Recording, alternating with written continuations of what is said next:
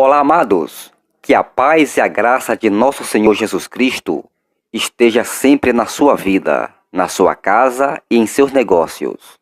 O canal A Palavra que Transforma, A Fé Vem pelo Ouvir, apresenta mais este excelente livreto do reverendo Kenneth Hagin. Você será impactado e grandemente abençoado através dessa audioleitura. Não culpe a Deus. Capítulo 1. Por que eu? Frequentemente, antes que você receber qualquer coisa de Deus, você precisa encontrar respostas às perguntas que estão impedindo de receber. Enquanto perguntas abarrotam a sua mente, haverá dúvidas na sua mente. Enquanto você tiver dúvidas, a sua fé será prejudicada. Eu sei pela minha própria experiência sobre um leito de enfermidade que haviam perguntas na minha mente que tinham que ser resolvidas antes que a minha fé pudesse ser efetiva. Eu mesmo tinha que encontrar as respostas. Era essa a razão por que permaneci acamado por 16 meses durante a idade de 15 a 17 anos. Às vezes me levavam semanas e meses para descobrir uma resposta para uma pergunta. E tão logo encontrava uma resposta, o diabo fazia surgir algo mais. Por muito tempo o diabo tentou me convencer de que Deus havia me afligido e estava me castigando por alguma falta na minha vida. Eu dei ouvidos a isso por algum tempo, mas finalmente eu disse: olha, diabo, eu nasci desta maneira, nasci com um coração deformado e sérios problemas internos. Que adiantaria Deus me castigar por algo sobre o qual eu nem estou sabendo? Isso não pode ser verdade. Às vezes o diabo dizia: você está doente por causa de alguma coisa que os seus pais fizeram. Foi isso que os discípulos pensaram do homem que era cego de nascença. Eles perguntaram a Jesus: Rabi, quem pecou, este ou seus pais, para que nascesse cego?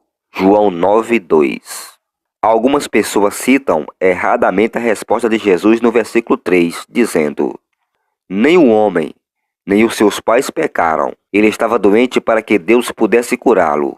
Não é isto que as Escrituras dizem.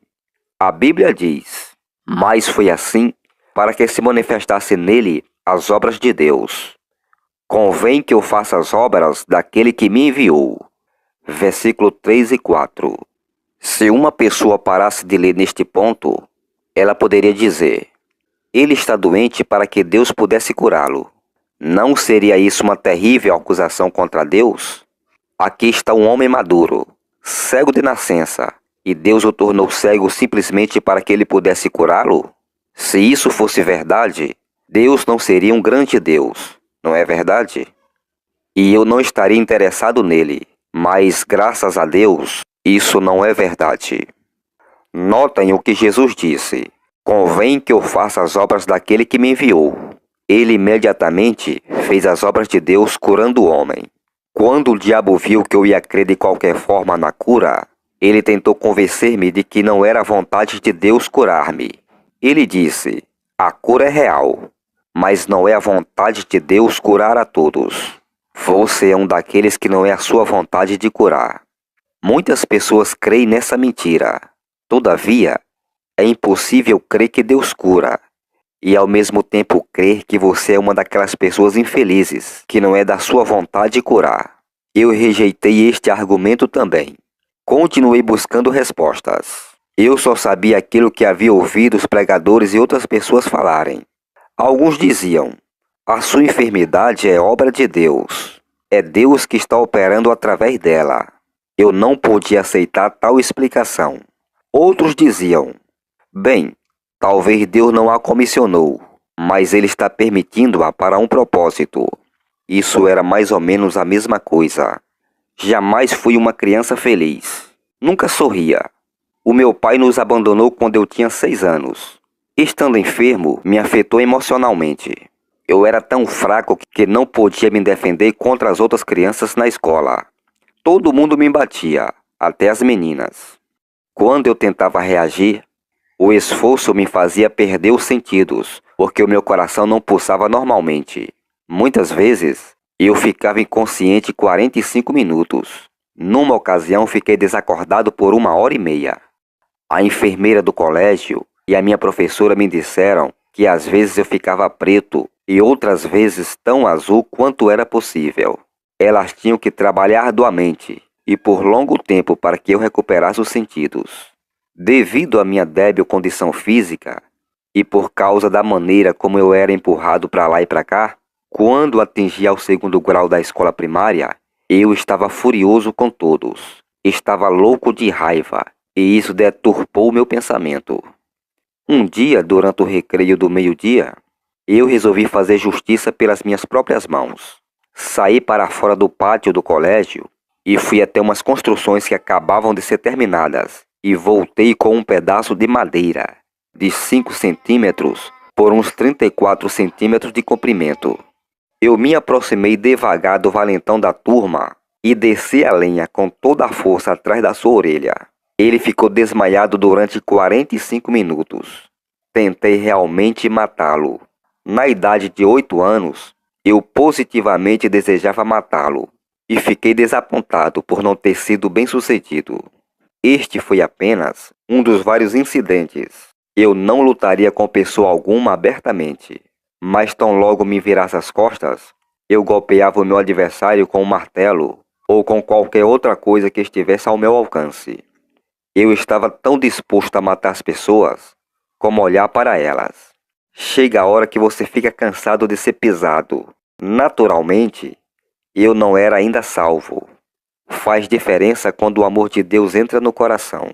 Eu nasci de novo enquanto estava acamado, mas mesmo depois dessa experiência, perguntas ainda surgiram na minha mente, tais como: por que eu nasci deste jeito? Será que Deus é o autor dos sofrimentos que existem hoje no mundo? Eu me lembro quando perguntei a mim mesmo, quem é responsável por tudo isso? Por que eu? Perguntei a Deus. Por que eu tive de nascer como uma criança prematura que pesava menos de 1 quilo?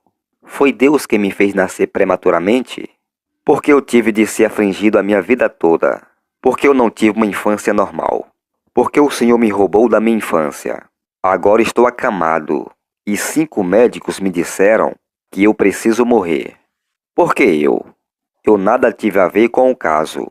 És tu, ó Deus, o responsável? Eu chorei e clamei. Ó Deus, certamente eu não tenho que morrer. Eu ainda nem sei o que é viver. Eu sei o que é ter fome, sentir frio e ficar sem roupas. Mas eu jamais soube o que era ser confortável e possuir coisas boas. Certas ocasiões na minha infância, eu ficava com tanta fome que o mero aroma de comida me fazia desmaiar. Eu disse, eu fui sempre empurrado de um lado para o outro. Jamais soube o que era ter uma família. Eu tinha esperança de crescer, casar-me e ter uma família. Mas jamais gozarei dessas coisas se morrer tão cedo. Tais perguntas exigem uma resposta, mas na realidade ninguém dá uma resposta. Eles lhe darão algum conceito teológico que não adianta nada. Mas graças a Deus, a Bíblia tem a resposta. Podemos crer na palavra de Deus e ser libertos, ou podemos duvidar dela e permanecer amarrados. Estou tão feliz por ter encontrado a resposta. Achei-a em Atos 10:38. Como Deus ungiu a Jesus de Nazaré com o Espírito Santo e com virtude, poder, o qual andou fazendo o bem e curando a todos os oprimidos do diabo, porque Deus era com ele. Jesus andou fazendo o bem e curando a todos os oprimidos do diabo. Isto é bom, não é verdade? Este versículo me informa que Satanás é o opressor. Satanás é quem fez com que eu nascesse prematuramente. Satanás é o responsável pelo meu coração deformado. Satanás é o acusador da quase total paralisia do meu corpo. Foi Satanás que me manteve preso a um leito de enfermidade por 16 meses.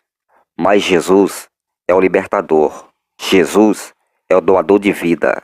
Jesus é o Salvador. Jesus é Deus manifesta em carne. Aleluia! Jamais fiquei tão emocionado como quando descobri esta verdade. Sim, a palavra de Deus é a verdade. Depois de eu ter visto e percebido o que a Bíblia diz e recebido a minha cura, eu me arrastei para fora da cama e disse, eu não vou morrer, vou viver. E algum dia vou ter uma família, uma esposa e filhos. Tinha então 17 anos. Era apenas um garoto. Jamais havia ouvido alguém pregar sobre a cura na minha vida. Meus parentes me aconselharam a tomar cuidado, mas a Bíblia havia falado. Eu criei nela, e isso para mim resolveu a questão. Contei para todos que eu já sabia o que eu ia fazer. As pessoas, porém, não queriam crer na minha cura. Disseram que eu havia ficado tanto tempo de cama que havia afetado a minha mente. Sou hoje o resultado daquilo que falei naqueles dias. Tenho gozado de perfeita saúde desde então. Deus me deu uma linda esposa e tem sido um céu para mim o caminho todo. A fé funciona. É por isso que eu me sinto feliz quando prego sobre ela. Eu sei o que ela fez na minha vida. Capítulo 2. Não culpe a Deus. É difícil para as pessoas que não estão familiarizados com as Escrituras entender que as leis naturais que governam o mundo hoje surgiram em grande parte com a queda do homem. Quando Adão pecou, a terra foi amaldiçoada. Essas leis naturais, assim como as entendemos, eram colocadas de lado por Jesus sempre que ele considerava necessário abençoar a humanidade. Quando Satanás foi finalmente amarrado e colocado no abismo, todas essas leis cessaram. Visto que as pessoas não entendem essas leis, muitas delas culpam a Deus, pensando ser ele o causador de acidentes, doenças e da morte dos seus bens amados e de tais catástrofes naturais como tempestades, terremotos e inundações. Até as companhias de seguro chamam tais desastres de atos de Deus, mas eles não são de forma alguma atos de Deus. Deus não é responsável por nenhuma dessas coisas, nem ele é o autor de nenhuma delas. Deus não é o autor da morte, a culpa não é dele. Acidentes, enfermidades, doenças, morte e desastres acontecem como um resultado natural da queda do homem. O autor dessas coisas é Satanás. Adão não conhecia a enfermidade antes de conhecer o pecado de Satanás. O Dr. John Alexander Dowie, que ajudou a reintroduzir a cura divina na igreja nesse século, disse: a doença é o abominável descendente do seu pai Satanás e de sua mãe, o pecado. Nos anos de 1870, o Dr. Dowie estava pastoreando uma igreja congregacional num subúrbio de Sydney. Uma terrível epidemia varreu através do oeste da Austrália. As pessoas morriam como moscas. Anos mais tarde, o Dr. Dowie relembrou como ele, sentado no seu escritório um dia, com a cabeça sobre os braços, chorava amargamente perante Deus e fazia as seguintes perguntas: ó Deus, és tu o autor da enfermidade e da doença? Fostes tu que enviaste esta terrível epidemia, esta praga sobre esta terra? Vai destruir a minha congregação inteira? De onde veio esta terrível praga? Quem é o autor dela? O Dr. Dowie havia sepultado 40 irmãos da sua congregação, e mais 4 aguardavam sepultamento. E ele acabava de regressar de uma visita a mais de 30 paroquianos que estavam enfermos e morrendo. Então as palavras do Espírito Santo, inspirados em Atos 10:38, surgiram à minha mente, radiantes de luz, revelando Satanás como profanador e Cristo como curador. Escreveu este homem de Deus. As minhas lágrimas foram enxugadas, disse o Dr. Dowie, e o meu coração tornou-se forte. Eu percebi a maneira de curar, e a porta para isso foi escancarada. Então eu disse: ó Deus, me ajude agora a pregar a palavra a todos os moribundos ao meu redor, dizendo a eles que é Satanás que ainda corrompe e polui, e Jesus ainda liberta, pois ele é exatamente o mesmo hoje. Ele não precisou esperar muito. Dentro de minutos, 2 jovens irromperam no seu gabinete, quase sem fôlego, clamando: ó, venha imediatamente, Mary está morrendo. O Dr. Dowie correu pela rua abaixo ao alcance deles, sem nem esperar para agarrar o seu chapéu. Ele estava furioso com Satanás por ter atacado essa inocente ovelhinha do seu rebanho. ele encontrou a moça em convulsões. Assim que o Dr. Dewey entrou no quarto de Mary, o seu médico, que havia perdido as esperanças, estava se preparando para sair. Ele voltou-se para o Dr. Dewey e disse: Senhor, não são misteriosos os caminhos de Deus? A palavra de Deus estava queimando no coração do Dr. Dewey. Caminho de Deus? Ele trovejou. Como ousa o senhor chamar isto de caminho de Deus? Não, senhor, isto é uma obra do diabo. Ele desafiou o médico, que era membro da sua congregação, dizendo: O irmão pode orar a oração da fé que salva o doente? O médico respondeu: O senhor está por demais excitado. É melhor dizermos: Seja feita a vontade de Deus. E retirou-se. Não é isto estranho? Muitos acreditam não ser contra a vontade de Deus manter um paciente vivo por tanto tempo que for possível através de remédios, aparelhos e por todos os outros meios, mas acham que orar para curar o paciente é trabalhar contra Deus. E quando as pessoas morrem, eles chamam isso de vontade de Deus. Ainda furioso com o ataque de Satanás, o Dr. Dewey orou a oração da fé. As convulsões da moça cessaram imediatamente e ela caiu num sono tão profundo que a sua mãe e a enfermeira ambas pensaram que ela havia morrido. Ela não está morta, o Dr. Dewey assegurou-lhe. Depois de vários minutos, ele despertou Mary. Ela virou para sua mãe e exclamou: Mamãe, eu me sinto tão bem.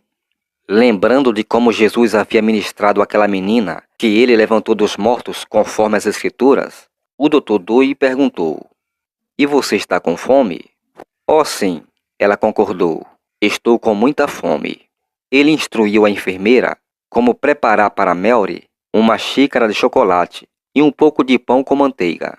Então ele entrou no quarto vizinho, onde o irmão e irmã da Mary também estavam de cama, com a mesma febre.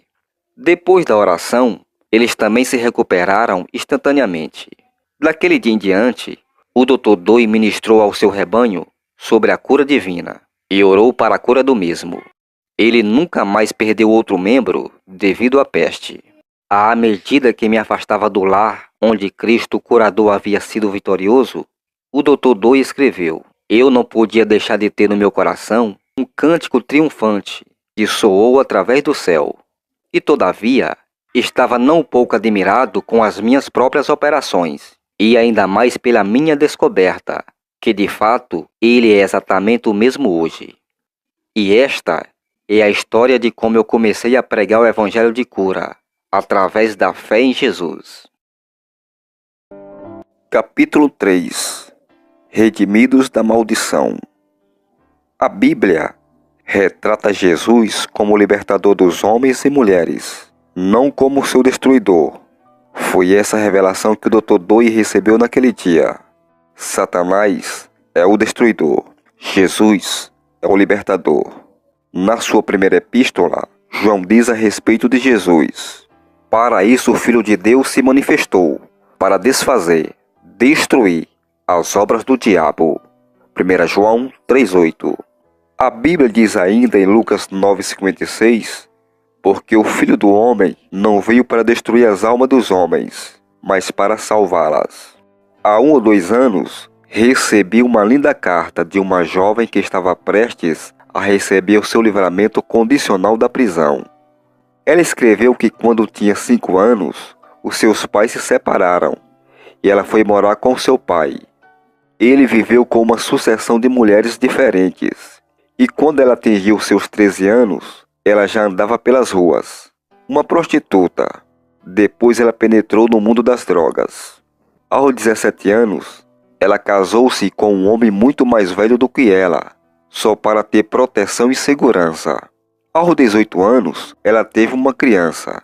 Aos 19 anos, ela foi presa e enviada à penitenciária por estar envolvida no tráfico de drogas. Durante todos esses anos, eu estava muito amargurada, disse ela. Eu culpava a Deus pela separação dos meus pais. Culpava a Deus pela espécie de vida que eu havia tido e por todas as coisas más que haviam acontecido. Quando eu cheguei na prisão, a minha companheira de cela possuía sua revista, A Palavra de Fé. Ela tentou testemunhar para mim, mas eu não dava ouvidos e nem queria ler a revista. Um dia, quando ela não estava na cela, eu li a revista e a primeira mensagem foi: não culpe a Deus. Eu percebi então que foi o diabo que me havia roubado da minha mãe, que havia destruído o meu lar e que tinha causado toda a minha miséria, meu sofrimento e dores de cabeça. E eu fiquei furiosa com o diabo por ter mentido para mim. Então eu caí de joelhos, entreguei o meu coração a Deus e nasci de novo. A minha companheira de cela e eu escrevemos solicitando a sua literatura. Fomos ambas batizadas no Espírito Santo. Iniciamos uma reunião de oração e 39 outros prisioneiros foram salvos e enchidos com o Espírito Santo. Até o capelão católico romano ficou cheio com o Espírito Santo. Quero lhe agradecer por ter trazido esta verdade para mim. Ela continuou dizendo que pretendia voltar para o seu marido e filho depois de ser libertada da prisão. O seu marido também foi salvo e batizado no Espírito Santo, e o casal estava planejando entrar para o ministério. Ao ler a sua carta, eu pensei neste princípio de não culpar a Deus. Mas também pensei a respeito do versículo: e conhecereis a verdade, e a verdade vos libertará. João 8,32. A verdade a libertou. Jesus disse em João 10,10: eu vim para que tenham vida, e a tenham com abundância. Ele acrescentou: o ladrão, Satanás, não vem senão a roubar, matar e destruir. Neste versículo, Jesus está constatando as obras de Deus com as obras do diabo. Vejam, aquilo que rouba, aquilo que mata, aquilo que destrói, é obra do diabo. Isto está bem claro, não é verdade? Jesus fez outra profunda declaração neste versículo quando disse: eu vim. Quem é ele? A Bíblia ensina que Jesus é Deus manifestado em carne. Em João 14,9, Jesus disse: estou há tanto tempo convosco e não me tendes conhecido, Felipe. Quem me ver a mim, vê o Pai. Hoje em dia confiamos no rádio, na televisão, em revistas e jornais para nos informar como as personalidades dominantes realmente são. Se você quiser saber como realmente é, olhe para Jesus. Deus é tal qual Jesus. Jesus disse: quem me ver a mim, vê o Pai. Ademais, se você quiser ver Deus operando, olhe para Jesus. Em João 14,10, Jesus disse: não crês tu que eu estou no Pai e que o Pai está em mim? As palavras que eu vos digo, não as digo de mim mesmo, mas o Pai que está em mim é quem faz as obras. A maneira pela qual o Pai, operando em Jesus, curava as pessoas era através da unção do Espírito Santo. Lemos em Atos 10,38, como Deus ungiu a Jesus de Nazaré com o Espírito Santo e com poder, o qual andou fazendo o bem e curando todos os oprimidos do diabo. Estas são as obras de Deus. Esta e outras passagens da Bíblia claramente chamam as enfermidades de opressão satânica. Quando Jesus disse: o Pai é quem faz as obras, significa que Deus fez todas as obras que Jesus fazia.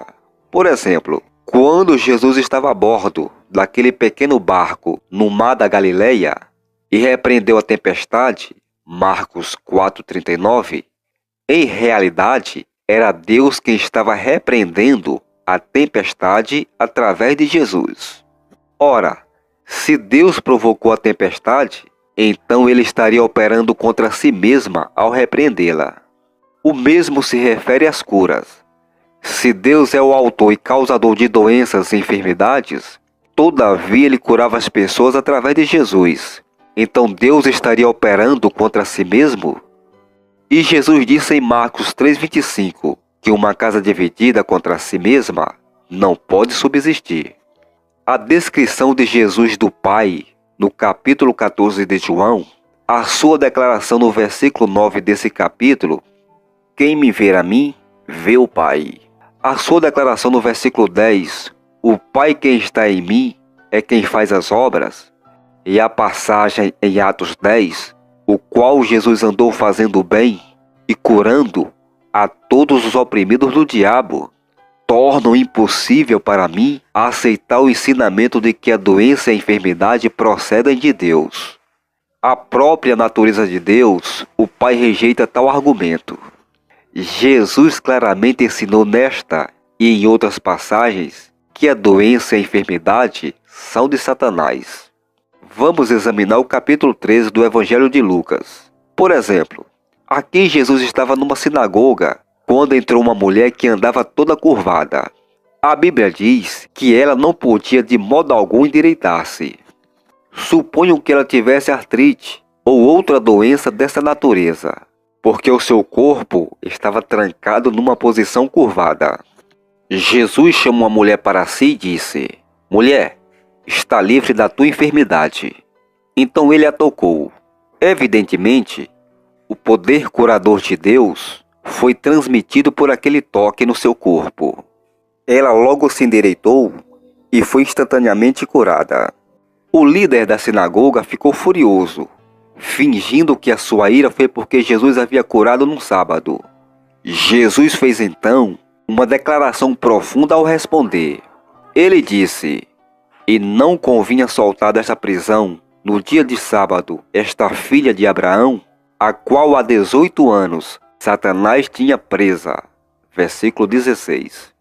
Jesus fez 3 declarações positivas aqui. Primeiro, Satanás havia amarrado esta mulher durante 18 anos. Segundo, Jesus afirmou que ela precisava ser liberta. E terceiro, a razão por que ela devia ser liberta era por ser ela uma filha de Abraão. Sim, alguém poderá dizer: a cura pertence aos judeus. Sempre que você encontra um bom versículo que lhe promete prosperidade ou bênçãos físicas, materiais ou financeiras, alguém dirá: isso foi para os judeus. Ora, espera um pouco. Vire para Gálatas 3, 13 e 14. Cristo nos resgatou da maldição da lei, fazendo-se maldição por nós, porque está escrito: maldito todo aquele que for pendurado no madeiro, para que a bênção de Abraão chegasse aos gentios por Jesus Cristo. Olhe agora para o versículo 29. E se sois de Cristo, então sois descendentes de Abraão, e herdeiros conforme a promessa. Você é de Cristo? Você é dele? Você entende que você não é da semente física, descendente físico de Abraão? Mas se você é de Cristo, se você nasceu de novo, você é da semente espiritual de Abraão e tornou-se herdeiro da promessa.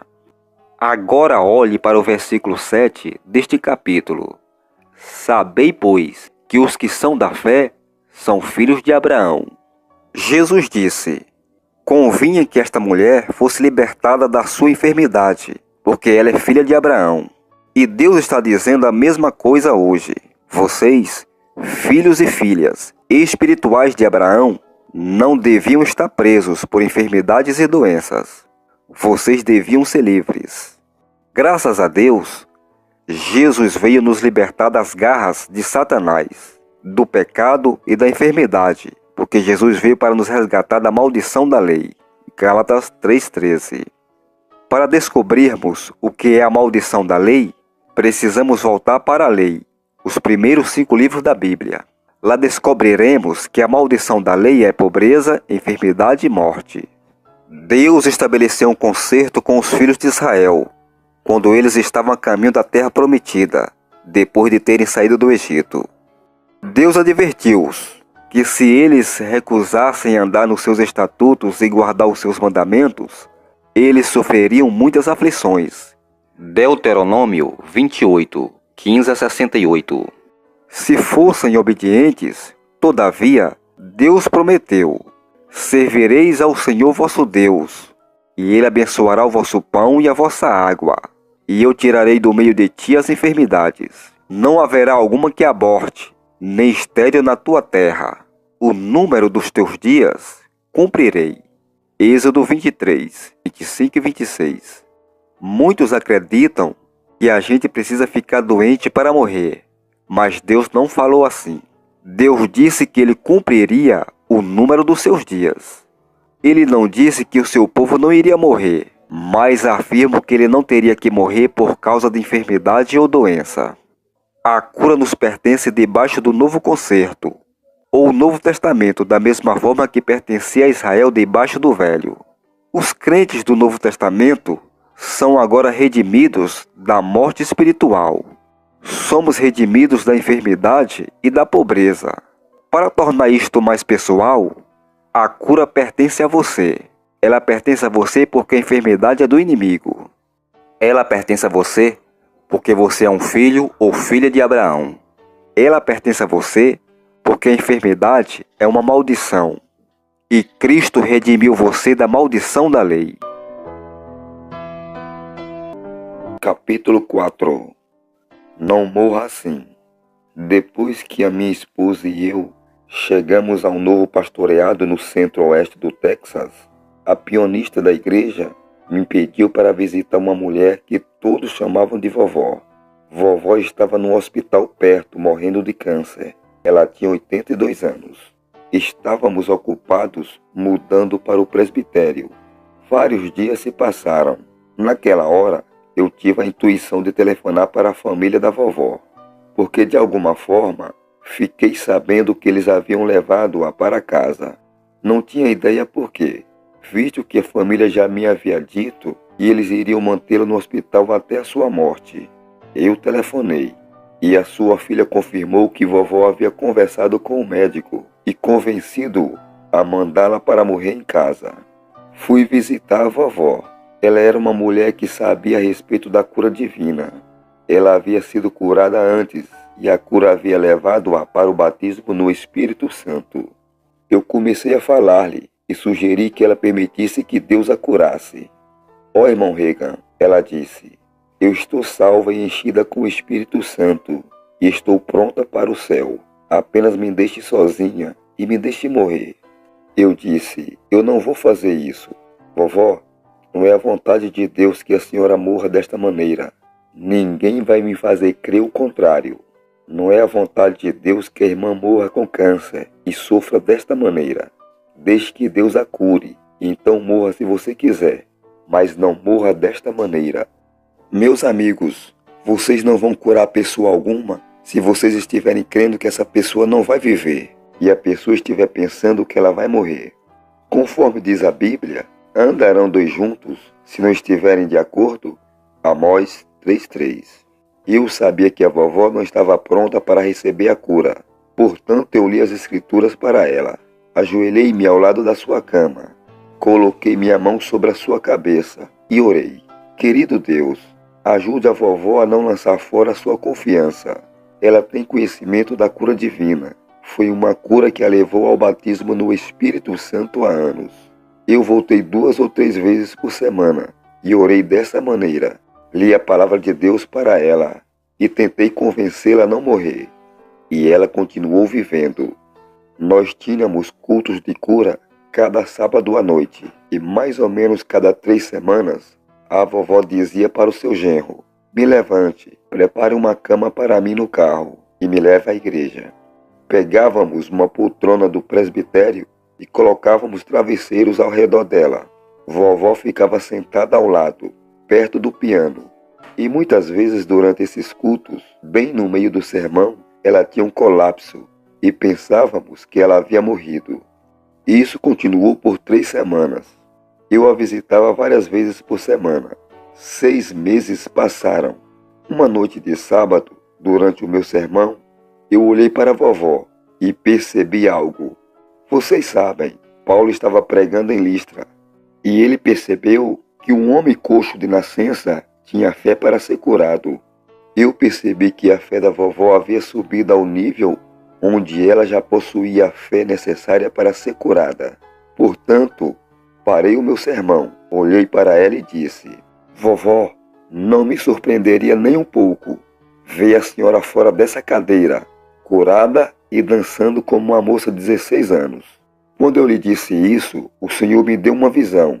Na visão, à medida que eu estava em pé lá no púlpito, eu a vi pular daquela poltrona e dançar como uma jovem. Eu disse: vamos orar pela irmã agora mesmo e dar início ao culto de cura. Desci até onde ela estava, ungia com óleo, impus as mãos sobre ela e orei. Não houve no início nenhuma manifestação de cura. Então iniciamos a fila de cura. Depois de termos orado uns 10 minutos pelos doentes, de repente alguém gritou: louvado seja o Senhor. Olhei para trás e a vovó havia pulado da sua poltrona. Ela correu até a metade da sala e começou a dançar uma ginga como uma moça de 16 anos e foi curada.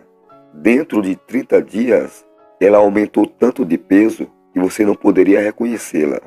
Vários anos mais tarde, estávamos no campo evangelístico e, visto que os nossos filhos iriam se encontrar conosco para o verão, levamos o cachorro Collie de Ken Júnior para uns amigos no interior. Tínhamos de passar bem pela casa da vovó e a minha esposa sugeriu: por que não paramos para visitar a vovó? Isso foi 9 anos mais tarde e a vovó já estava com 91 anos. Visitamos a filha da vovó, supondo que a vovó estivesse no seu quarto. Finalmente a minha esposa pediu para ver a vovó. Oh, disse a filha, você conhece a mamãe. Ela é como sempre foi. Ela está se divertindo aí pelo interior. Ela está visitando uns parentes, noutra parte do país, e tomou o ônibus para ir até lá. Ela nunca está em casa. Mais tarde, eu soube que a vovó viveu até os seus 93 anos e partiu para estar com o Senhor sem enfermidade ou doença alguma. Ela viveu mais 11 anos. Muita gente diria: é melhor morrer. Afinal de contas, Deus nos prometeu apenas 70 ou 80 anos. Sim, e é certo que você vai morrer algum dia, mas você não precisa morrer com enfermidade ou doença. Não se for um descendente espiritual de Abraão. Eu conheço a palavra de Deus. A palavra de Deus funciona. No Velho Testamento, Deus colocou a vida e a morte perante os filhos de Israel. Ele disse: os céus e a terra tomo hoje por testemunhas contra vós, que te tenho proposto a vida e a morte, a bênção e a maldição. Escolhe, pois, a vida, para que vivas tu e a tua semente. Deuteronômio 30:19. Capítulo 5. Coisas encobertas.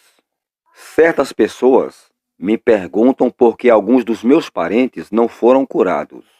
Tenho perguntado a mesma coisa ao Senhor. Isso é um segredo entre eles e eu. O Senhor me disse uma vez quando orei sobre o assunto.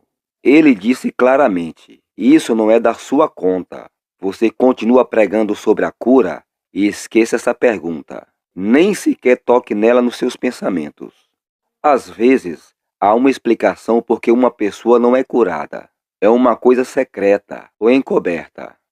A Bíblia diz em Deuteronômio 29:29: as coisas encobertas são para o Senhor nosso Deus, porém as reveladas são para nós.